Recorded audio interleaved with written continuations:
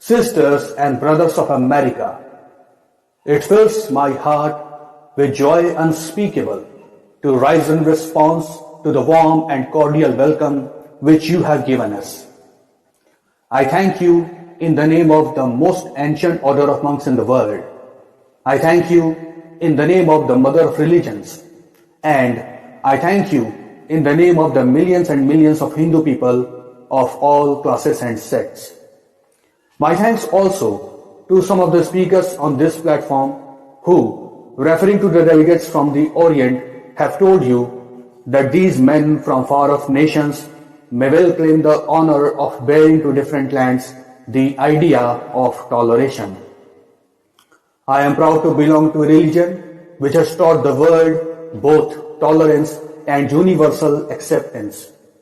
We believe not only in universal toleration, but we accept all religions as true.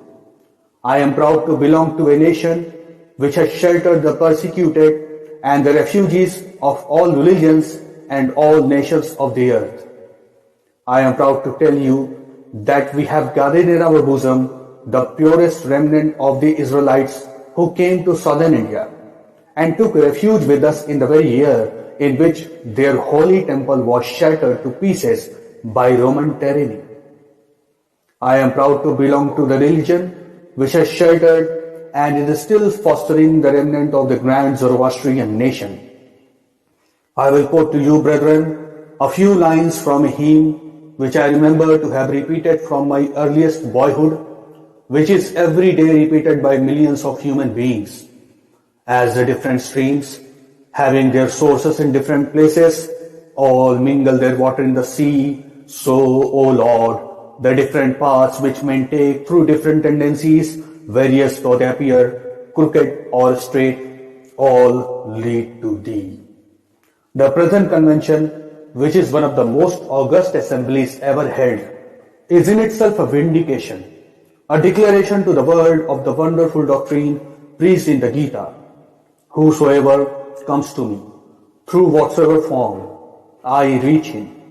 All men are struggling through paths which in the end lead to me. Sectarianism, bigotry, and its horrible descendant, fanaticism, have long possessed this beautiful earth. They have filled the earth with violence, drenched it often and often with human blood, destroyed civilization, and sent whole nations to despair. Had it not been for these horrible demons, human society would be far more advanced than it is now. But their time is come, and I fervently hope that the bell that tolled this morning in honor of this convention may be the death knell of all fanaticism, of all persecutions with the sword or with the pen, and of all uncharitable feelings between persons wending their way to the same goal.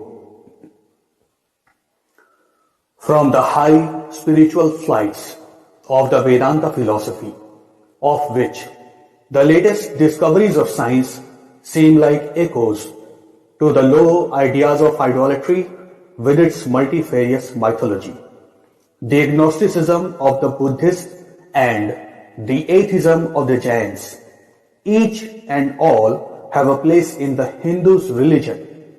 Where then the question arises, where is the common center to which all these widely diverging radii converge? Where is the common basis upon which all these seemingly hopeless contradictions rest? And this is the question I shall attempt to answer. The Hindus have received their religion through revelation, the Vedas. They hold that the Vedas are without beginning and without end. It may sound ridiculous to this audience how a book can be without beginning or end. But by the Vedas, no books are meant. They mean the accumulated treasury of spiritual laws discovered by different persons in different times. Just as the law of gravitation existed before its discovery and would exist if all humanity forgot it, so is it with the laws that govern the spiritual world. The moral, ethical, and spiritual relations between soul and between individual spirits and the Father of all spirits were there before their discovery and would remain even if we forgot them. The discoverers of these laws are called rishis, and we honor them as perfected beings.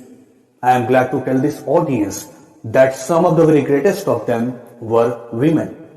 Here, it may be said that these laws as laws may be without end, but they must have had a beginning. The Vedas teach us that creation is without beginning or end. Science is said to have proved that the sum total of cosmic energy is always the same.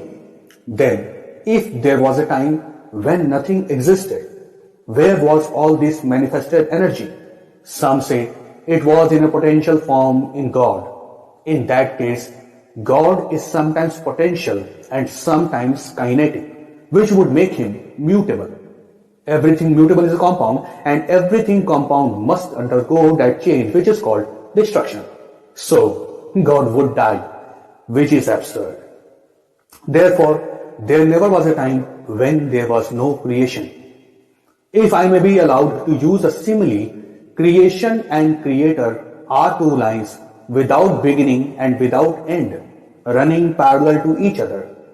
God is the ever-active providence by whose power systems after systems are being evolved out of chaos, made to run for a time and again destroyed. This is what the Brahmin boy repeats every day. The sun and the moon, the Lord created like the suns and moons of previous cycles. And this agrees with modern science. Here I stand, and if I shut my eyes and try to conceive my existence, what is the idea before me? The idea of a body. Am I then nothing but a combination of material substances? The Vedas declare, no. I am a spirit living in a body. I am not the body. The body will die, but I shall not die. Here am I in this body. It will fall, but I shall go on living. I had also a past. The soul was not created. For creation means a combination, which means a certain future dissolution. If then the soul was created, it must die. Some are born happy, enjoy perfect health, with beautiful body, mental vigor, and all wants supplied. Others are born miserable. Some are without hands or feet. Others again are idiots and only drag on a wretched existence. Why, if they are all created, why does a just and merciful God create one happy and another unhappy? Why is he so partial? Nor would it matters in the least to hold that those who are miserable in this life will be happy in a future one. Why should a man be miserable even here in the reign of a just and merciful God? In the second place, the idea of a creator God does not explain the anomaly, but simply expresses the cruel fate of an all-powerful being. There must have been causes then, before his birth, to make a man miserable or happy, and those were his past actions. Are not all the tendencies of the mind and the body accounted for by inherited aptitude? Here are two parallel lines of existence, one of the mind, the other of matter. If matter and its transformations answer for all that we have, there is no necessity for supposing the existence of a soul, but it cannot be proved that thought has been evolved out of matter. And if a philosophical monism is inevitable, spiritual monism is certainly logical and no less desirable than a materialistic monism. But neither of these is necessary here. We cannot deny that bodies acquire certain tendencies from heredity, but those tendencies only mean the physical configuration through which a peculiar mind alone can act in a peculiar way. There are other tendencies peculiar to a soul caused by its past actions, and a soul with a certain tendency would, by the laws of affinity, take birth in a body which is the fittest instrument for the display of that tendency. This is in accord with science, for science wants to explain everything by habit, and habit is got through repetitions. So, repetitions are necessary to explain the natural habits of a newborn soul, and since they were not obtained in this present life, they must have come down from past lives.